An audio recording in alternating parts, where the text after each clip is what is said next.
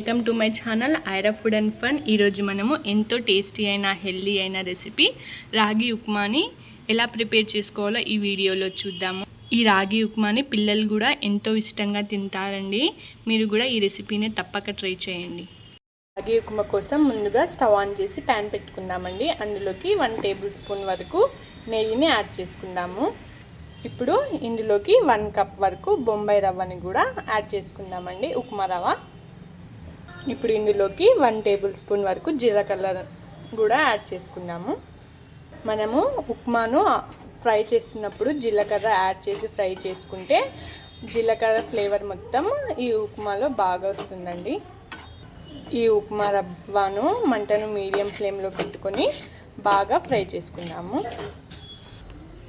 ఇదిలా లైట్గా గోల్డెన్ కలర్లోకి వచ్చిన తర్వాత ఇందులోకి మనము 1 కప్ ఉప్మా రవ్వకి 1/2 కప్ వరకు రాగి పిండిని వేసుకుందామండి. రాగి పిండిని వేసి రెండింటిని బాగా మిక్స్ చేసుకోవాలి. మిక్స్ చేసుకుంటూ ఫ్రై చేసుకోవాలండి ఒక 2 మినిట్స్ పాటు.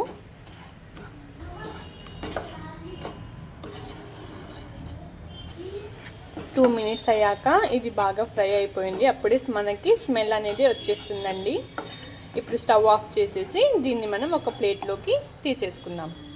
ఇప్పుడు అదే ప్యాన్లోకి 1 స్పూన్ వరకు ఆయిల్ని యాడ్ చేద్దామండి. ఇంకా 1 టేబుల్ స్పూన్ నెయ్యిని కూడా యాడ్ చేసుకుందాము. మీరు కావాలంటే మొత్తం నెయ్యితోనే ప్రిపేర్ చేసుకోవచ్చు. ఇప్పుడు ఇందులోకి మనము 1 టేబుల్ స్పూన్ వరకు కాజుని యాడ్ చేసుకుందామండి. కాజు కంపల్సరీ కాదండి, మీరు స్కిప్ చేస్తే చేయొచ్చు. ఈ కాజుని ఫ్రై చేసి పక్కకు తీసుకుందాము. ఇప్పుడు ఇందులోనే మనము 1 టేబుల్ స్పూన్ వరకు పోపు దినుసులను యాడ్ చేద్దామండి. ఒక పచ్చిమిర్చిని ఇలా కట్ చేసి వేసుకోవాలి. ఒక చిన్న సైజ్ ఆనియన్ని ఇలా సన్నగా కట్ చేసుకొని వేసుకోవాలి. ఇప్పుడు వీటన్నిటిని ఆయిల్లో ఫ్రై చేసుకుందాం. ఇందులోనే కొద్దిగా కరివేపాకు అండి. ఆనియన్స్ని సాఫ్ట్గా అయ్యేంత వరకు కొంచెం కుక్ చేసుకుందాము. ఆనియన్స్ సాఫ్ట్ అయిన తర్వాత ఇందులోకి మనము ఫ్రై చేసి పెట్టుకున్న ఉప్మా రవ్వను రాగి పిండిని వేసుకుందామండి. దీనన్నిటిని మిక్స్ చేసుకొని ఒక 2 మినిట్స్ పాటు ఫ్రై చేసుకుందాం.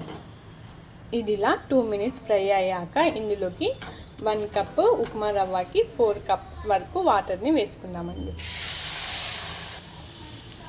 వాటర్ని యాడ్ చేసిన తర్వాత దీనన్నిటిని ఎక్కడ ఉండలు లేకుండా బాగా మిక్స్ చేసుకోవాలి.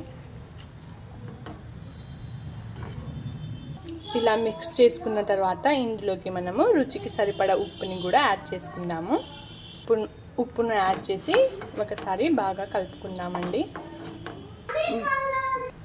బాగా మిక్స్ చేసుకున్న తర్వాత లిడ్ని క్లోజ్ చేసి మన ఉప్మా మొత్తం ఉడికేంత వరకు కుక్ చేసుకుందామండి.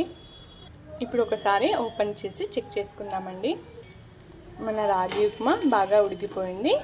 ఫైనల్గా దీనిపైన మనము ఫ్రై చేసి పెట్టుకున్న జీడిపప్పు పలుకులను కూడా యాడ్ చేసుకుందాం. కొద్దిగా కొత్తిమీర తరుగును కూడా వేసుకుందామండి. ఇంకా ఫైనల్గా 1 స్పూన్ నెయ్యిని యాడ్ చేసుకుందాం. నెయ్యి యాడ్ చేసి వీటన్నిటిని ఒకసారి మిక్స్ చేసుకుందామండి. మిక్స్ చేసి స్టవ్ ఆఫ్ చేసుకొని సర్వ్ చేసుకుందాం. అంతే అండి, మన వేడి వేడి రాగి ఉప్మా రెడీ అయిపోయింది. దీన్ని మీరు ఇలా పల్లీ చట్నీతో కూడా ట్రై చేయొచ్చు.